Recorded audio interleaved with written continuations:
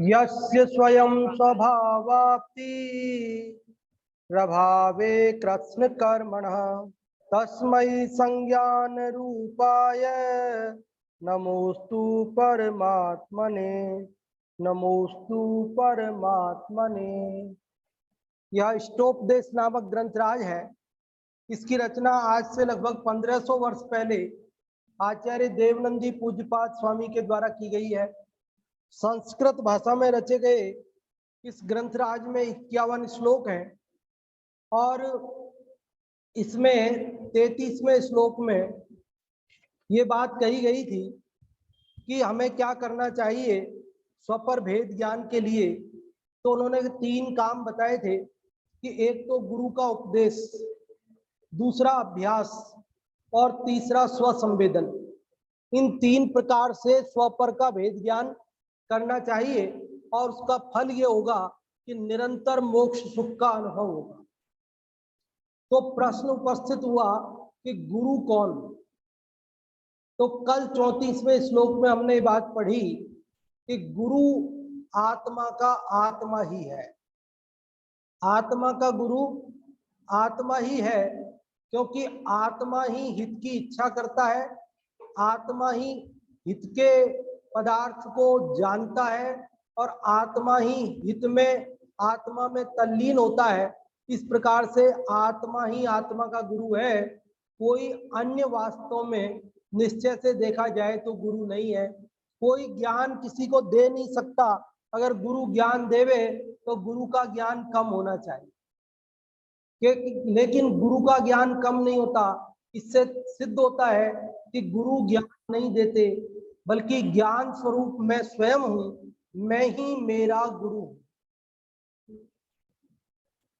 तो शिष्य ने कहा कि यदि आप ऐसा कहोगे, अभी तक जो बात पढ़ी वो तो बोली मैंने, वो तो कल तक की बात दोहराई है, ठीक है। अब आगे शिष्य कह रहा है अच्छा आत्मा ही आत्मा का गुरु है और कोई गुरु नहीं है, तो फिर तो आपके अनुसार कोई गुरु नहीं रहेगा, तो फिर हम किस गुरु की उपासना करें, किस गुरु के चरण स्पर्श करें, गुरु की विनय सेवा शुश्रूषा वंदना, गुरु की उपासना वो तो बनेगी नहीं। तो कहते हैं कि भाई बात तो वास्तव में ऐसी ही है कि कोई किसी को ज्ञान नहीं दे सकता, बल्कि स्वयं ज्ञान स्वरूप है। वह स्वयं अपने ज्ञान स्वभाव को पहचानता है और उसमें रमता है, इसलिए वास्तव में स्वयं ही स्वयं का गुरु है। तो उस बात का समाधान करते हुए 35वां श्लोक आया कि कैसे स्वयं ही स्वयं का गुरु है, अन्य कोई गुरु क्यों नहीं है, क्यों नहीं है अन्य कोई गुरु। तो उसका जवाब दे रहे हैं इसमें, नाग्यो विज्ञत्वमायाति नाग्यो विज्ञत्वमायाति विज्ञो नाज्ञत्वमृच्छति विज्ञो नाज्ञत्वमृच्छति निमित्त मात्र मन्यस्तु गतेर्धर्मास्तिकायवत्। बहुत सरल है, उच्चारण भी अर्थ भी और मार्मिक श्लोक है ये पूरे स्टोपदेश ग्रंथ में। वैसे तो पूरे 51 श्लोक की सारभूत है, लेकिन उनमें से भी अगर टॉप 10 श्लोक चुने जाएं तो साहब इन 51 श्लोकों में से आप टॉप 10 श्लोक बता दो हमको, तो पूरे 51 याद नहीं होंगे, 10 याद कर लेंगे, कोई से 10 बता दो आप टॉप मोस्ट। तो उन टॉप मोस्ट श्लोकों में ये आएगा एक 35वां श्लोक, जो वस्तु की स्वतंत्रता का दिव्य घोष कर रहा है। क्या कर रहा है दिव्य घोष? नाग्यो विज्ञत्व मायाति, ना मतलब नहीं, अज्ञो अज्ञो मतलब अज्ञ अज्ञानी, विज्ञत्व मतलब ज्ञानी पने को, आयाति मतलब प्राप्त होता। नाग्यो विज्ञत्व आयाति मतलब कि अज्ञानी कभी भी ज्ञानी नहीं बनता। पहला चरण है ना, न मतलब नहीं, अज्ञो मतलब अज्ञानी, विज्ञत्व मतलब ज्ञानी पने को, आयाति मतलब प्राप्त होता। कि अज्ञानी कभी भी, अज्ञानी को कितने गुरु समझाएं कि वो ज्ञानी हो जाए? हो सकता है कभी? हाँ कर रहे हो आप तो, बताओ, करवाओ इसको, बनाओ ज्ञानी। नहीं तो पुद्गल ही है वास्तव में अज्ञानी तो। भाई अज्ञानी तो कौन है? पुद्गल ही है वास्तव में तो अज्ञानी को कोई ज्ञानी नहीं बना सकता। और अगर जीव में अगर आप अज्ञानी कहना चाहते हो तो अभव्य ले लो। अभव्य को कौन भव्य बना सकता है? कितने गुरु मिलकर समझाएं कि अभव्य को सम्यक दर्शन हो जाए? कितने गुरु मिलकर उसे उपदेश दें कि अभव्य को मोक्ष हो जाए? मोक्ष कौन जाएगा? भव्य जाएगा। तो भव्य तो चला ही जाएगा, उसमें गुरु ने क्या किया? गुरु यदि करता है तो अभव्य को भी भेजे। ये बहुत जबरदस्त सिद्धांत है जैन दर्शन का, जिसकी मंगल उद्घोषणा इस 35वें श्लोक में कर रहे हैं। और श्लोक याद हुए हो नहीं हुए हो, ये 35वां तो सब अभी के अभी याद कर लो, सब बहुत सरल है। मैं फिर से बुलवाता हूं। नाग्यो विज्ञत्व आयाति, विज्ञो नाज्ञत्व मृच्छति, निमित्त मात्र मन्यस्तु गतिर धर्मास्ति कायवत्। मैंने भी याद किया नहीं, 2-3 बार पढ़ा, याद हो गया। इतना सरल है और सिद्धांत कितना जबरदस्त है। ये वस्तु की स्वतंत्रता का, अणु अणु परमाणु परमाणु स्वतंत्र है, एक द्रव्य दूसरे द्रव्य का कर्ता नहीं है, गुरु शिष्य को ज्ञान नहीं देता, शिष्य स्वयं अपना गुरु है। ये बात की घोषणा है। क्या कह रहे हैं कि नाग्यो विज्ञत्व आयाति, अज्ञानी कभी भी ज्ञानी नहीं बनता। और विज्ञो नाज्ञत्व मृच्छति, विज्ञो मतलब विज्ञानी, ज्ञानी, ज्ञानी व्यक्ति न नहीं अज्ञत्वम अज्ञानी पने को रिच्छति प्राप्त होता। समझ में आ रही बात? शब्दों का अर्थ समझ में आ रहा है? विज्ञो मतलब ज्ञानी, न नहीं अज्ञत्वम मतलब अज्ञानी पने को रिच्छति प्राप्त होता। कि विज्ञानी कभी भी अज्ञानी नहीं बनता। पहली लाइन का क्या अर्थ है? पहली लाइन, पूरी लाइन, अज्ञानी कभी भी ज्ञानी नहीं बनता और ज्ञानी कभी भी, फिर ये मिथ्या अहंकार है ना कि मैंने आपको समझा दिया। अरे भैया, यदि तू समझा सकता है तो अभव्य को समझा दे, पुद्गल को समझा दे। अज्ञानी को कभी ज्ञानी, बोलिए सब लोग, अज्ञानी को कभी ज्ञानी और ज्ञानी को कभी अज्ञानी। तो फिर क्या तमाशा क्या है? लोक में बोलते तो हैं कि इसने हमको समझाया, इसके समझाने से हमारे समझ में आया, तो ये सब कहते तो हैं। तो ये चक्कर क्या है? तो वो कह रहे निमित्त मात्र अन्यस्तु, कि निमित्त मात्रम अन्य तू, अन्य तू मतलब अन्य तो, गुरु तो क्या है? निमित्त मात्रम, वो तो निमित्त मात्र है। गुरु तो क्या है? ज्ञान रूप परिणमन कौन करेगा? मैं स्वयं। तो गुरु क्या करेगा? कि गुरु तो निमित्त मात्र है। जब मैं ज्ञान रूप परिणमन करूंगा, उस समय जो सामने खड़ा होगा उसकी प्रेरणा से, उसके निमित्त से मैंने ज्ञान रूप परिणमन किया, ऐसा कहने में आएगा। वास्तव में मैं स्वयं ज्ञान रूप परिणमन करूंगा तो सामने वाले ने मुझे ज्ञानी बनाया ऐसा कहने में आएगा। और यदि मैं ज्ञान रूप कर्मण नहीं करूंगा तो सामने कितना भी ज्ञानी गुरु हो तो भी उस पर यह आरोप नहीं आ सकता कि उसने मेरे को ज्ञानी बनाया, क्योंकि मैं तो बना ही नहीं।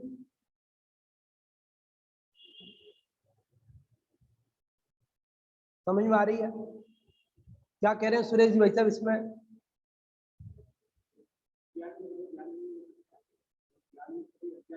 हाँ, कि अज्ञानी को 100 तीर्थंकर मिलके एक साथ उपदेश करें तो भी,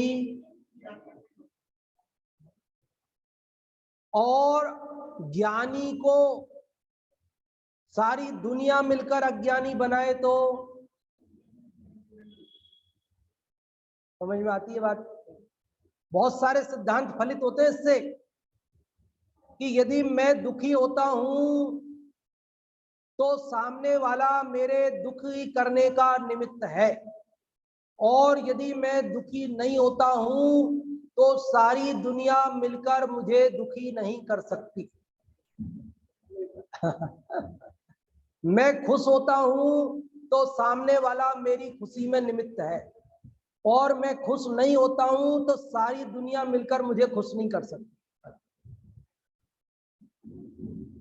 मैं ज्ञान रूप परिणमन करता हूं, ज्ञानी होता हूं, तो सामने जो भी मेरे पढ़ाने वाला होगा वो मेरे को ज्ञानी बनाया ऐसा कहने में आएगा।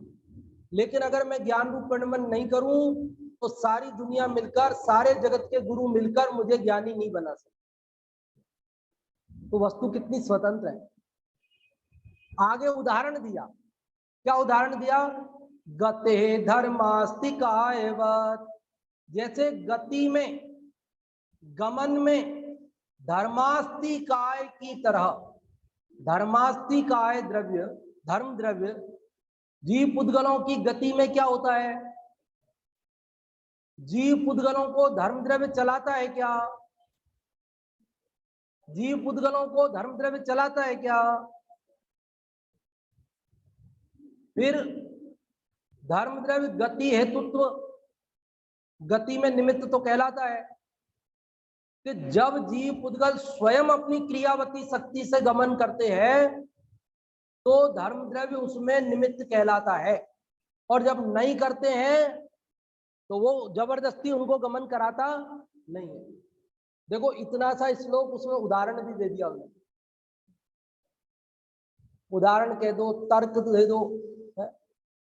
उन्होंने कहा भैया जैसे गमन में धर्मास्तिकाय निमित्त मात्र है, उसी प्रकार गुरु हमारे लिए निमित्त मात्र है। वास्तव में गुरु कुछ करता नहीं है, हम स्वयं ज्ञान रूप परिणमन करते हैं। इसलिए परमार्थ से देखा जाए तो मेरा गुरु, क्या कहा इस 35वें श्लोक में? हो सकता है थोड़ी देर में वो बाजा बजने लग जाए तो फिर अपने को आवाज सुना ही नहीं देवे। तो मेरे को शुरू से ये विकल्प चल रहा है, नीचे वो बैंड वाला खड़ा है, बीच बीच में थोड़ी थोड़ी आवाज कर रहा है, तो अभी मैंने कहा कहीं तेज कर देवे तो अपने 35वें श्लोक का वो तेज आवाज हो, उससे पहले पूरा भाव समझ में आ जाना चाहिए अपने। इस 35वें श्लोक का भाव समझ में आ रहा है आपको? पहले संक्षेप में भाव समझ लो, फिर इसके और उदाहरणों से अपन बात समझ लेंगे। क्या कि अज्ञानी को कोई ज्ञानी नहीं बना सकता, पहला वाक्य। दूसरा वाक्य, ज्ञानी को कोई अज्ञानी नहीं बना सकता। तो बोले अन्य गुरु वगैरह क्या करते हैं? तो कहते हैं वे तो निमित्त मात्र हैं। तो बोले कैसे निमित्त मात्र है? तो कह रहे जिस प्रकार गमन में धर्म द्रव्य निमित्त मात्र है, उसी प्रकार गुरु हमारे ज्ञान में निमित्त मात्र है। समझना बात को। निमित्त दो तरह के होते हैं। निमित्त, एक उदासीन निमित्त और एक प्रेरक निमित्त। निमित्त कितनी तरह के होते हैं? कौन कौन से? एक उदासीन निमित्त और एक प्रेरक निमित्त। तो उदासीन किसको कहते हैं और प्रेरक किसको कहते हैं? है? हाँ, हाँ। समझ में आ रही बात? उदासीन निमित्त और प्रेरक निमित्त, जो इच्छा सहित द्रव्य है ना, जैसे जीव, गुरु, वो तो उदासीन नहीं कहला सकते, उसको प्रेरक निमित्त कहने में आता है। और जो इच्छा रहित द्रव्य है, उद्गल आदि, धर्म द्रव्य आदि, अधर्म द्रव्य आदि, ये उदासीन निमित्त है। निमित्तों के दो भेद है। तो कोई ये प्रश्न कर सकता है कि आपने जो उदाहरण दिया वो तो दिया आपने उदासीन निमित्त का दे दिया, धर्म द्रव्य का, और बात चल रही थी गुरु की, वो तो प्रेरक निमित्त की बात थी। तो प्रेरक निमित्त वाली बात को आपने उदाहरण में उदासीन निमित्त के द्वारा सिद्ध कर दिया, ये तो बात ठीक नहीं हुई। मान लो कोई पूज्यपाद स्वामी से प्रश्न करे, समझ में आई बात? लोगों को लगता है कहां सा वो धर्म द्रव्य तो उदासीन है, तो उसमें तो वो तो चलाता नहीं, लेकिन गुरु तो प्रेरक निमित्त है। वो तो हमारा कान पकड़ के, हमें चांटा मार के, हमें डांट के, फटकार के, हमें अंधकार से प्रकाश की ओर ले जाता है, हमारे ढके हुए नेत्रों को ज्ञान रूपी सलाका से खोल देता है। तो आचार्य पूज्यपाद स्वामी ये बात कहकर ये कहना चाहते हैं, महासिद्धांत खोलकर बताना चाहते हैं कि भैया ये जो उदासीन और प्रेरक निमित्त का भेद है ना, ये तो निमित्तों का स्वरूप बताने के लिए भेद है, लेकिन यदि उपादान में कार्य करने की अपेक्षा से देखा जाए तो दोनों ही निमित्त उदासीन है। फिर से बोलता हूं, वाक्य समझ में नहीं आया हो तो, उदासीन और प्रेरक ये जो दो भेद किए हैं, ये तो निमित्तों में इच्छा सहित द्रव्य और इच्छा रहित द्रव्य ऐसे भेद बताने के लिए कहे हैं, लेकिन उपादान में काम करने की अपेक्षा से देखा जाए तो ना तो उदासीन निमित्त कुछ करता है, ना तो प्रेरक निमित्त कुछ करता है, दोनों ही अकर्ता है।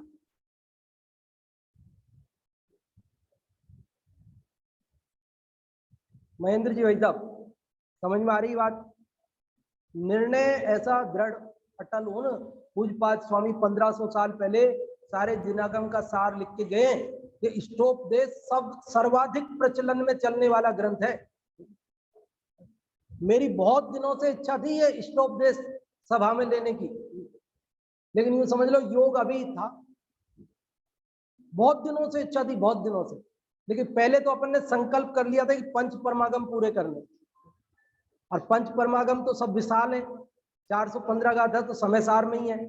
तो अपन उस एक लंबी उसमें बढ़ रहे थे, तो पूरे पंच परमागम पूरे करते ही ये परिणाम था, अब अपन स्टोपदेश लेंगे। लेकिन उसी समय अपने राजकुमार जी भाई साहब ने चालू किया था, तो मैंने कहा अब राजकुमार जी भाई साहब ने चालू किया है, उसी समय मैं चालू नहीं करता। तो मैंने कहा अब अपन आत्मानुशासन पढ़ते हैं, पहले योग सार पढ़ते हैं पहले। जब योग सार आत्मानुशासन पढ़ लिया, फिर मैंने कहा अब स्टोपदेश मिल नहीं रहे थे, लेकिन बाबूजी की प्रेरणा थी कहीं से भी आए आप तो मंगाओ, कैसे भी कोशिश करो। मैं तो एक बार 2-4 जगह फोन करके थक के फिर मैंने सोचा अब नहीं मिल रहे तो कोई बात नहीं। फिर बाबूजी ने कहा चिंता मत करो, आप तो मंगाओ, कहीं से भी मिले, कैसे भी मिले मंगाओ। और वास्तव में बाबूजी की प्रेरणा से मिल भी गए अपने वो ग्रंथ, सबके हाथ में आ गए। बहुत मार्मिक बात चल रही इसके अंदर। क्या बात समझ में आ रही कि अज्ञानी को कभी ज्ञानी नहीं बनाया जा सकता, और ज्ञानी को कभी अज्ञानी नहीं बनाया जा सकता। तो बोले ये गुरु वगैरह अन्य क्या है, ये किताब गुरु जी है ना, कहते शास्त्र बिना ज्ञान नहीं होता, गुरु बिना ज्ञान नहीं होता, ये लाइट नहीं होती तो हम कैसे पढ़ते, ये माइक नहीं होता तो हमें कैसे आवाज सुनाई देती, ये जूम नहीं होता तो हम दूर से बैठे हुए कैसे सुन लेते, या ये सब निमित्त है। क्या है ये सब? ये तो निमित्त मात्र है। हाँ जी, क्या?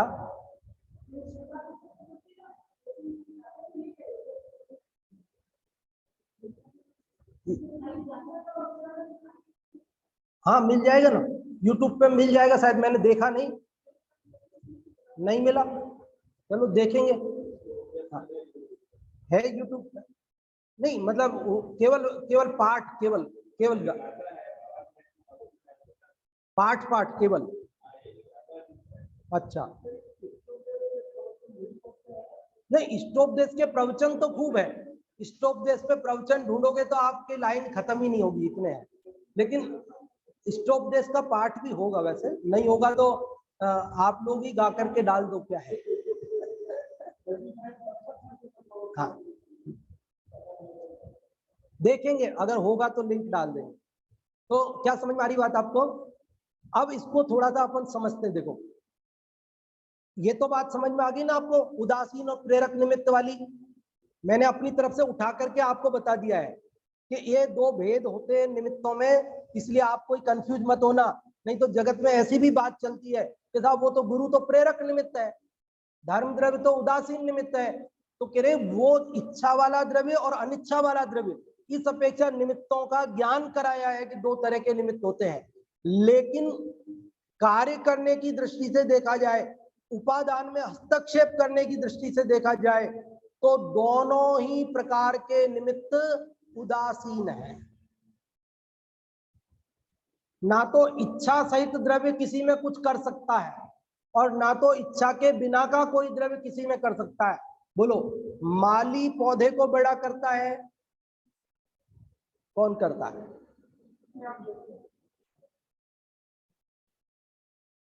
बोलते हैं माली सींचे 100 घड़ा, ऋतु आए फल होए।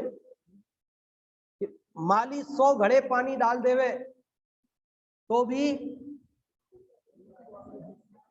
जो फल जो सब्जी सर्दियों में आती है वो गर्मी में आ जाएगी क्या? जो गर्मी में आती है वो सर्दी में आ जाएगी क्या? दिमाग नहीं लगाना कि वो कृषि वैज्ञानिकों ने ऐसे कर दिए प्रयोग, सर्दी की गर्मी में ले आए, तरबूज 12 महीने मिल जाता है। कुछ दम नहीं है इन बातों में। थोड़ा सा अगर गहराई से विचार करेंगे तो निमित्त मात्र ही सिद्ध होंगे।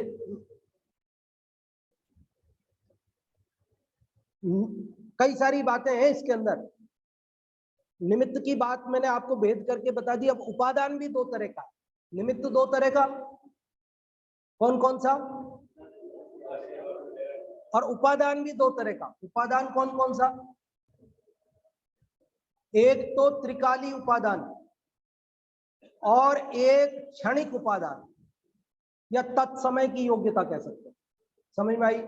उपादान कितनी तरह के? एक तो त्रिकाली, त्रिकाली मतलब जो 3 काल मौजूद है, और एक क्या? क्षणिक उपादान। त्रिकाली उपादान क्या? कि जो जैसे जीव में, भव्य जीव में सम्यक दर्शन लेने की योग्यता कब है? त्रिकाल मौजूद है, वो तो अनादिकाल से मौजूद है। सम्यक दर्शन पाने की, मोक्ष जाने की योग्यता उसमें। तो त्रिकाली उपादान से भी काम नहीं होता। योग्यता तो पड़ी है, त्रिकाली उपादान मौजूद है, फिर मोक्ष गया क्यों नहीं? सम्यक दर्शन हुआ नहीं आज तक, योग्यता तो पड़ी है। तो त्रिकाली उपादान भी कार्य का नियामक नहीं है। तो कार्य का नियामक कौन है? तो वो है क्षणिक उपादान। वो है तत्समय की योग्यता, कि उसमें सम्यक दर्शन मोक्ष जाने की योग्यता तो त्रिकाल मौजूद है, लेकिन जिस समय सम्यक दर्शन होने की योग्यता है, उस समय का जो वो क्षणिक उपादान तत्समय की योग्यता कहलाएगी। वो समय आ जाएगा कि अब इस समय होना है, बस वो कार्य का नियामक है। वो समय आ जाएगा तो फिर सम्यक दर्शन हुए बिना नहीं रहेगा, फिर मोक्ष हुए बिना नहीं रहेगा। तो वो समय आ गया, क्षणिक उपादान, वो तत्समय की योग्यता, उस समय जो भी सामने होगा वो सब निमित्त कहलाएगा। समझ में आई बात? कन्हैया लाल जी सब समझ में नहीं आई? हाँ फिर से बोलता हूँ ना, बोलता हूँ। हाँ हाँ फिर से बोलता हूँ। हाँ बिल्कुल, चलो इसी उदाहरण से ले लेते हैं कि जैसे जो महावीर का जीव था वो तो भव्य भव्य था ना, तभी तो मोक्ष गया। तो भव्य था तो कब था भव्य? जब वो मारीच था तब भव्य था। कि शेर था जब भव्य था, या मारीच से भी पहले वो भील था तब भव्य था? कब था भव्य? तो भव्य तो सदा ही था, सदा ही था। त्रिकाली उपादान तो उसमें, त्रिकाली योग्यता तो उसमें सदा ही पड़ी थी। लेकिन पहले नहीं हुआ सम्यक दर्शन, पहले नहीं हुई मुक्ति, और अब हुई। सम्यक दर्शन शेर की पर्याय में हुआ और वहां नहीं हुआ, तो उसका कारण क्या? कि क्षणिक उपादानगत योग्यता उस समय नहीं थी और शेर की पर्याय में तब थी। समझ में आ रही बात? उपादान दो तरह का हो गया, कौन कौन सा? एक तो त्रिकाली और एक क्षणिक। तो कार्य का नियामक कौन है? मतलब काम जिसके होने पर काम होगा ही होगा, नियम है, गारंटी है। और जिसके होने पर काम हो भी सकता है और नहीं भी हो सकता है, तो उसको क्या असली कारण कहे? निमित्त के होने पर कार्य हो भी और ना भी हो, तो वो तो कार्य का नियामक हो ही नहीं सकता, भले उदासीन हो भले प्रेरक हो। त्रिकाली उपादान भी वास्तव में देखा जाए तो कार्य का नियामक कारण नहीं है, मतलब योग्यता की दृष्टि से है, लेकिन कार्य होगा कि नहीं होगा, कब होगा, तो वो तो क्षणिक उपादान ही तय करेगा कि तत्समय जब वो कार्य होने की योग्यता है तब वह होता है। और जब वो योग्यता आ जाती है तब कोई सामने हो, गुरु हो तो भी होगा, गुरु नहीं हो तो भी होगा। गुरु नहीं हो तो कह देंगे निसर्गज सम्यक दर्शन, गुरु हो तो कह देंगे अधिगमक सम्यक दर्शन।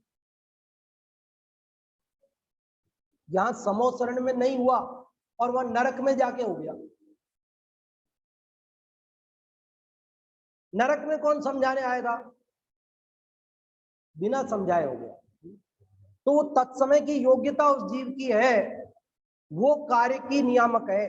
एक और सूत्र याद रखना, कारणानुविधायिनी कार्याणि। संस्कृत में समझ में नहीं आए तो हिंदी में यूं याद रखना कि कारण के अनुसार ही कार्य होता है। क्या कहा? कारण के अनुसार ही कार्य होता है। मतलब ज्ञान रूप परिणमन का कारण कौन है? असल में ज्ञान स्वरूपी आत्मा। तो वो ज्ञान रूप परिणमन करता है, जो उसमें ये ज्ञान रूप परिणमन की योग्यता नहीं है, कारण नहीं है ना ज्ञान रूप, तो कार्य भी नहीं हो सकता यहाँ ज्ञान रूप परिणमन का। तो आप कहेंगे कि ठीक है, इसमें तो योग्यता नहीं है इसलिए गुरु इसको तो नहीं कर सकता, लेकिन हम में तो है तो हमको तो गुरु कर सकता है। तो कहते हैं जिसमें है उसको गुरु करता है और जिसमें नहीं है उसे गुरु नहीं करता है। इसका मतलब गुरु कुछ नहीं करता है। गुरु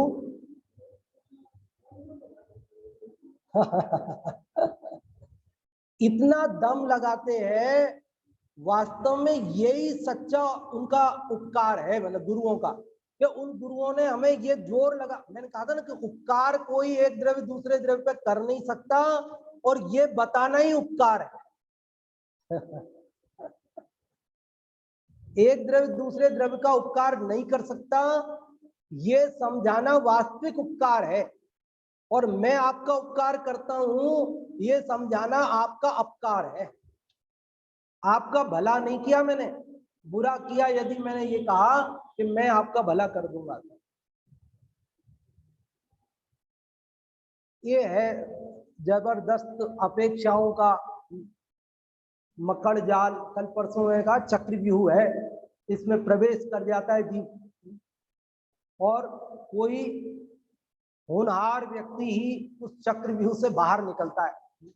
तो कभी तो एक गुरु की महिमा ऐसी बताते हैं कि गुरु के बिना ज्ञान नहीं होता, और कभी तो ये कहते हैं गुरु कुछ करता नहीं है, हमारे तो कुछ समझ में नहीं आती है कि गुरु कुछ करता है या गुरु कुछ नहीं करता है। तो कह रहे भैया यही समझ में आ जाए बात कि गुरु कुछ नहीं करता, एक गुरु ने कर दिया। गुरु क्या करता है कि गुरु ये समझाता है कि मैं कुछ नहीं करता, ये समझ में आ जाए तो गुरु ने समझा दिया।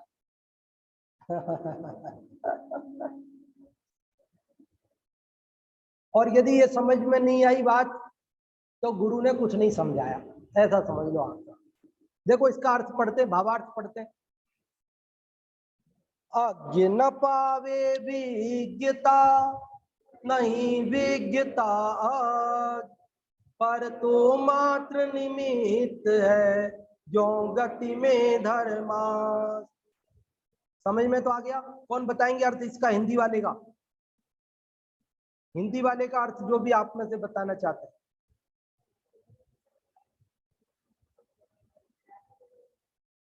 हाँ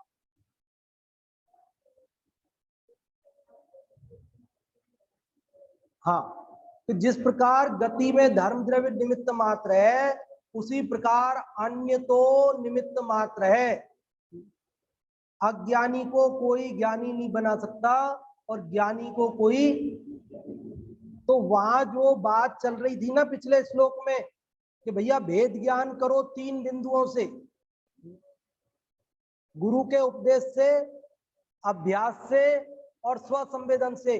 तो प्रश्न हुआ था कि गुरु कौन, तो उसके जवाब में ये 2 श्लोक आए, 34वां और 35वां।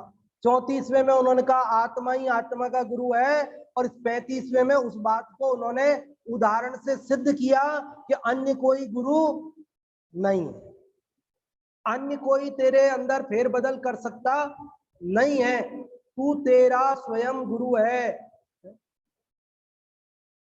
और अब बात 2 बिंदुओं की रह जाएगी कि अभ्यास कैसे करें। ये एक कॉपी है, इधर स्टॉप दे भाई साहब, मेरी तरफ दो, इधर इधर, हाँ यही बात। पेज नंबर है 89, 89, 88 पे है श्लोक 35वां। तो देखो क्या बात चल रही है कि वो गुरु की बात ये 34वें और 35वें श्लोक में। फिर अब 2 बिंदु रह गए, अभ्यास कैसे करें। गुरु के उपदेश से, तो गुरु के उपदेश का तो समाधान कर दिया, तो भाई गुरु तेरे को मिल जाए तो ठीक है, नहीं मिले तो चिंता मत कर, तेरा गुरु वास्तव में तो तू है। अब तू बहाना नहीं लगा सकता कि मेरा जन्म चौथे काल में नहीं हुआ, मुझे तीर्थंकर नहीं मिले, मैं क्या करूं, मुझे ज्ञानी गुरु नहीं मिले, मैं क्या करूं। बोले तेरा गुरु तू है, बैठ जा आप शांति से। अब क्या बचा, अभ्यास और स्वसंवेदन। उन दोनों की विधि बताएंगे अगले श्लोक में, 36वें श्लोक। 36वें श्लोक में अभ्यास कैसे करना और स्वसंवेदन कैसे करना वो बात बताएंगे। वो बात अपन परसों रविवार को पढ़ेंगे। कल शनिवार को अपन नया विषय जो अपना शनिवार की कक्षा में चलता है वो चलेगा। अपनी 12 भावना तो पूरी हो गई, तो ये अपन ने सोचा है ये राजमल जी पवैया वाला वो अपन लेंगे। अभी यहाँ 35वें श्लोक की जो चर्चा है, अब उदाहरण तो अपन कितने भी दे सकते हैं कि जैसे ये प्रसिद्ध दृष्टांत है कि रोटी आटे से बनती है, रेती से तो बालू रेत से रोटी बनेगी, बालू रेत से नहीं बनेगी। क्यों, बनाने वाले को बनाना नहीं आती क्या है? कि बनाने वाला कितना भी होशियार हो, लेकिन रोटी तो आटे से ही बनेगी। तो फिर बनाने वाला क्या कर रहा है, जब रोटी आटे बिना नहीं बनेगी तो बनाने वाला क्या कर रहा है, वो तो निमित्त मात्र मन्यस्तु। निमित्त मात्र मन्यस्तु।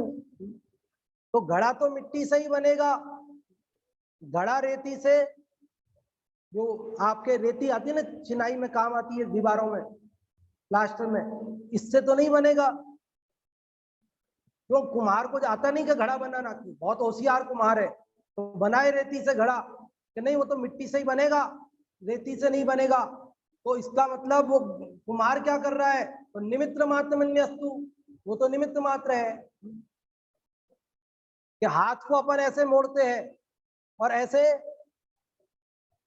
उल्टी दिशा में नहीं मोड़ सकते हैं, तो हम मोड़ते हैं तो उल्टी दिशा में क्यों नहीं मोड़ते हैं, यदा उल्टी दिशा में मुड़ता नहीं है तो सीधी दिशा में मोड़ते हैं कि नहीं मोड़ते हैं? तो कहते वो स्वयं मुड़ता है, उसमें तू क्या मोड़ता है? एक पिता ने कहा बेटे से कि बेटा तू हमारे एहसानों को भूल गया, हमने कैसे तेरे को बड़ा किया, कैसे तेरे को 20 बरस का किया। बोला पापा जी आपने मेरे को 20 बरस का कितने बरस में किया? आपने मेरे को 20 वर्ष का 15 वर्ष में 20 वर्ष का किया क्या? ऋषभ जी भाई साहब कितने वर्ष में किया 20 वर्ष का? 20 वर्ष में। तो 20 वर्ष में 20 वर्ष का किया तो आपने क्या किया? 20 वर्ष में 20 वर्ष का तो मैं हो ही गया ना, उसमें क्या बात है? हाँ 19 वर्ष में आप मेरे को 20 वर्ष का कर देते तब तो मैं मान लेता कि आपने मेरे को 20 वर्ष का किया, लेकिन आप मिथ्या अहंकार कर रहे हो कि मैंने तेरे को 20 वर्ष का किया। अरे 20 वर्ष में 20 वर्ष का तो हर कोई होता है। जिनके माँ बाप बचपन में छोड़ के मर जाते हैं वो भी 20 वर्ष में 20 वर्ष के होते हैं, नहीं होते?